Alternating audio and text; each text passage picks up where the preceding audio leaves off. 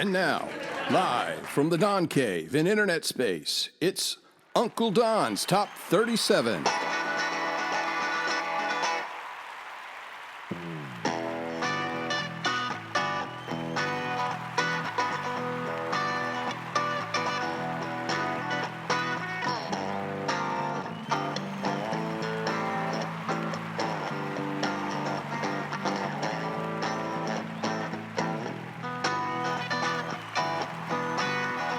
Ladies and gentlemen, here he is, the newest voice on the planet, the one, the only, Uncle Don.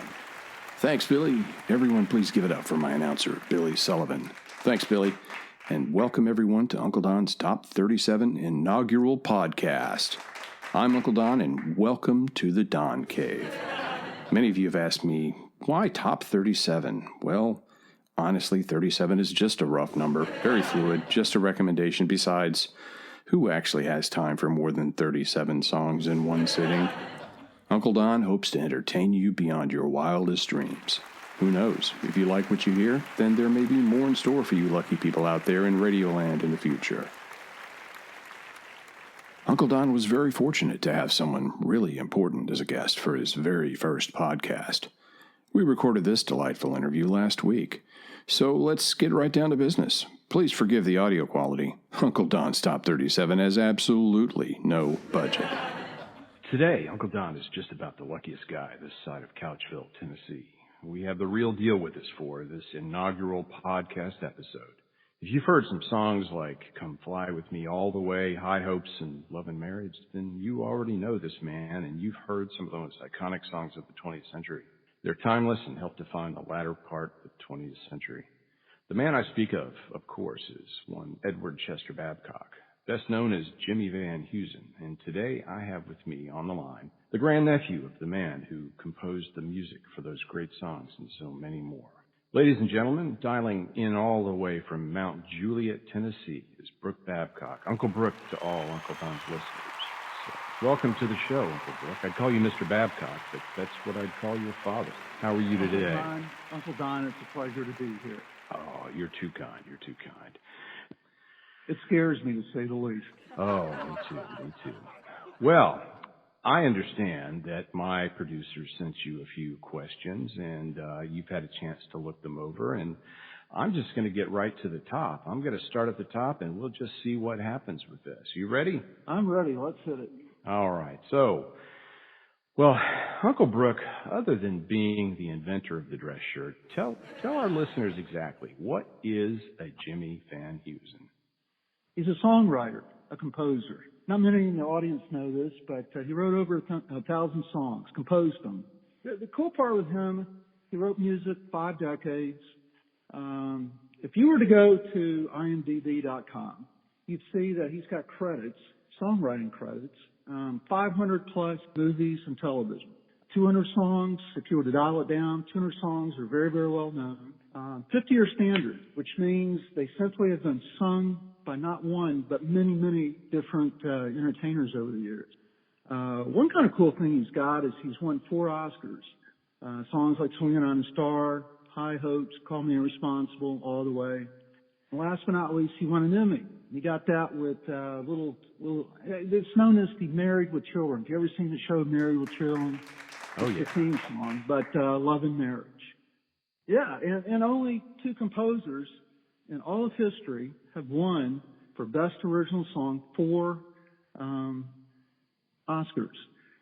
So in his own right, he has done, he's really a genius. It's phenomenal how many songs that he composed and how many of them are still with us. And I always say this to many people, but somewhere in the world right now, you're listening, his songs are being played somewhere at this very moment, somewhere in the world. Every second of the day, 24/7, 365 days a year, there's Jimmy Van Heusen composed song that's out there.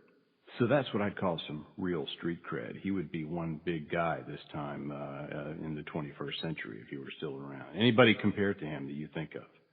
Current people right now.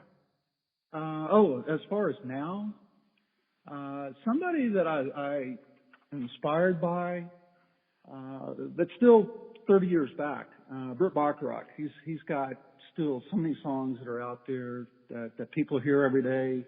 That they're out there. Yeah. Well, if you were stranded on a desert island and you had only enough room on your iPod for, say, 3 of Uncle Jimmy's songs, what 3 songs would you want to have? Actually has to do with my age now. I've been around for 5 decades. I would answer this completely different if you'd asked me this, say, 20 years ago. But right now would be September of My Years, which is basically your 3/4 of your life. The lyrics are spot on. The music composed is spot on. But it strikes me as a great song at this point. At least it's where I'm at in my age. And that was written for Frank Sinatra, correct?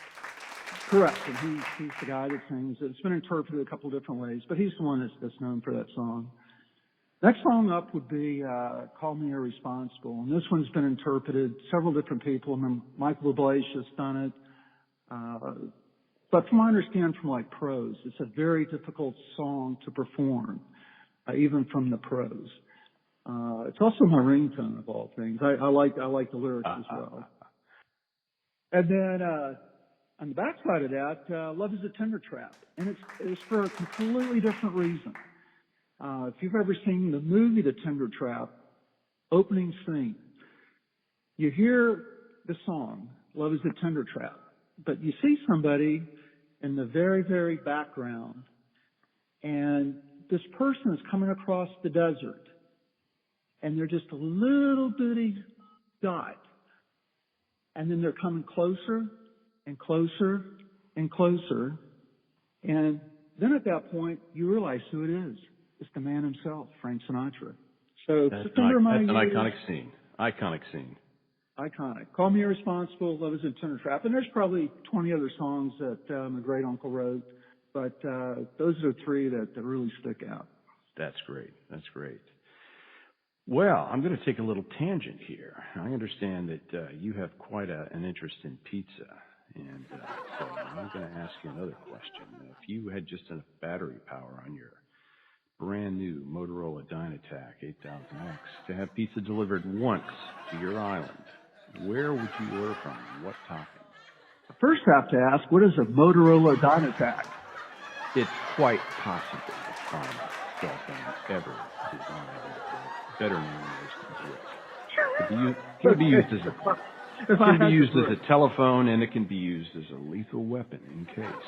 So there. So if I sit in with my Motorola, there's only one place. You know the place. You already know the answer to the question. Well, for our listeners out there. But it would be Obie's Pizza, Nashville, Tennessee, Elliston Place, and I would think I would get every topping there is, with the exception of olives and green peppers. But throw the anchovies on included, I'd be good to go with an Obie's Pizza. And of course, we're talking about not just any pizza, but a thick Chicago-style pan pizza. Now that sounds awesome. And I think I'd probably have a Guinness Stout with that, wouldn't you? Hey, that would be the only way to have it. Outstanding, outstanding.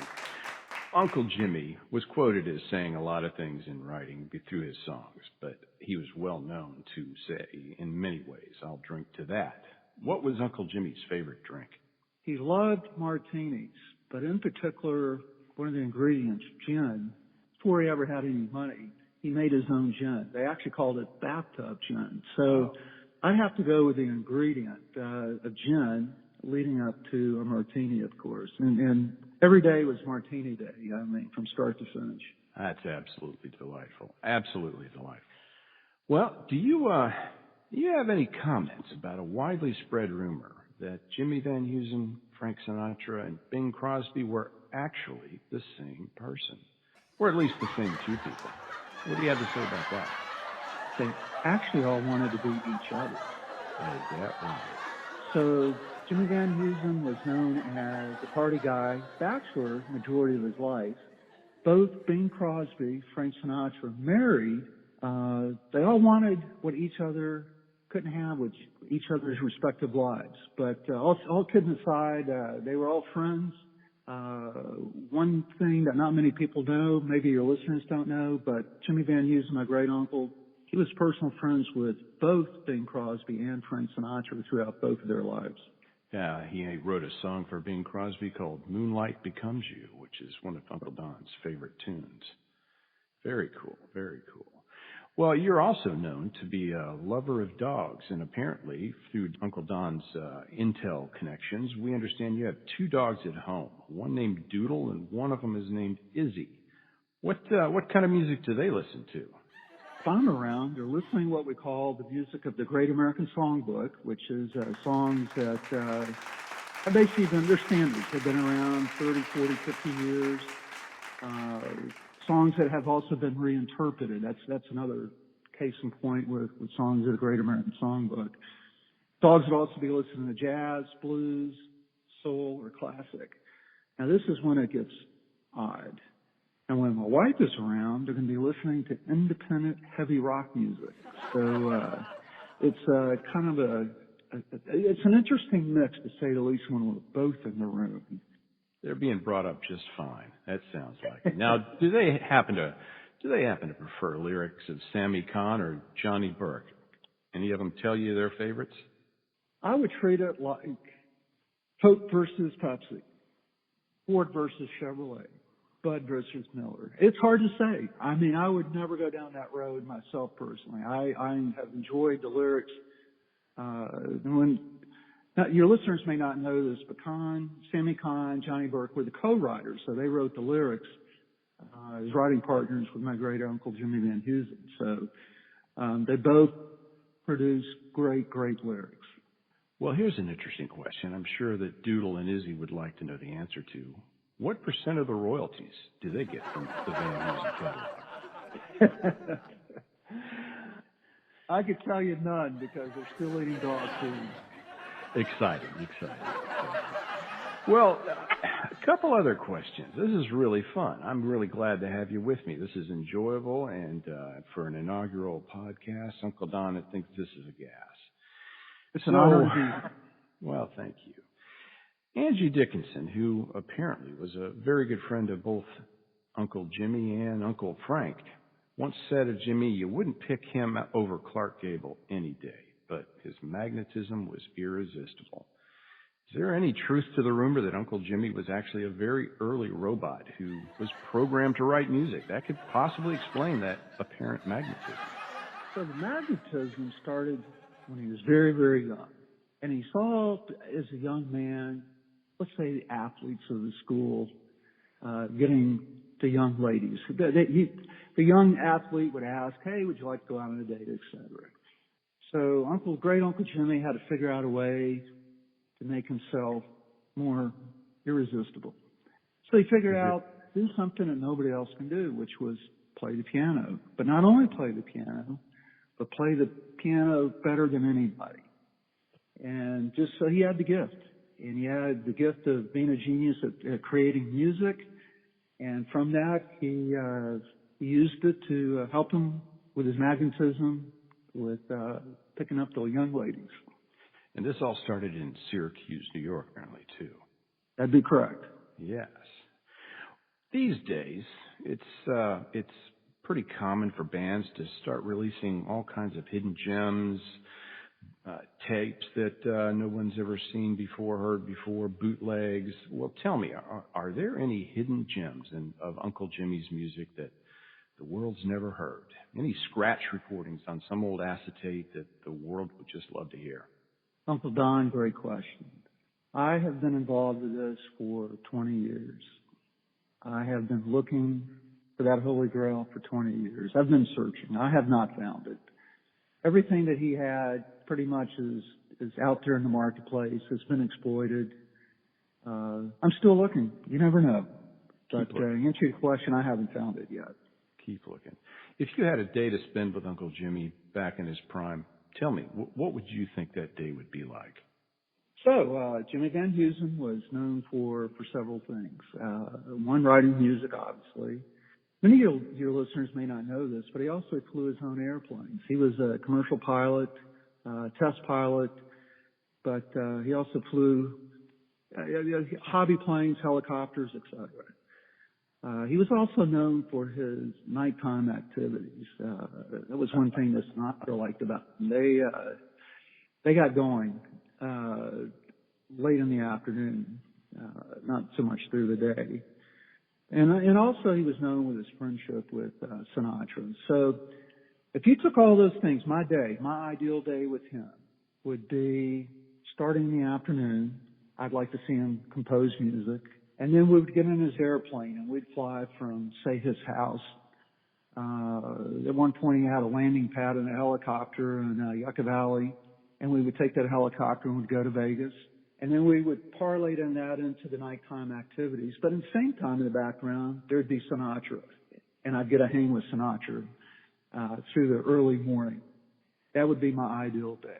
And I imagine that they would probably drink you under the table, and they'd, in a minute, and then they'd write you under the table with all the songs they'd create, and then Uncle Jimmy would get in his plane and he would write your name in the sky. Wouldn't he? I think so. Come fly with me. Well, Uncle Brook, this has been a total gas. I really appreciate you agreeing to this interview. I know you're somewhat reclusive and you rarely grant interviews. We'll be very careful with what we say about you. But now, and in addition, since for the audio listeners out there, since we're cheap and have absolutely no budget, we don't have any of Uncle Jimmy's songs to play for you. What we do have, though, are a series of links that you can tickle and hear some of Uncle Jimmy's finest works. Go out there and look up Love and Marriage, The Tender Trap, Come Fly With Me, All the Way, High Hopes, and many, many more. And don't forget, buy that music. You want to support your composers. Well, Uncle Brook, thank you very much. It's been a gas. Uncle Don, it's been an honor.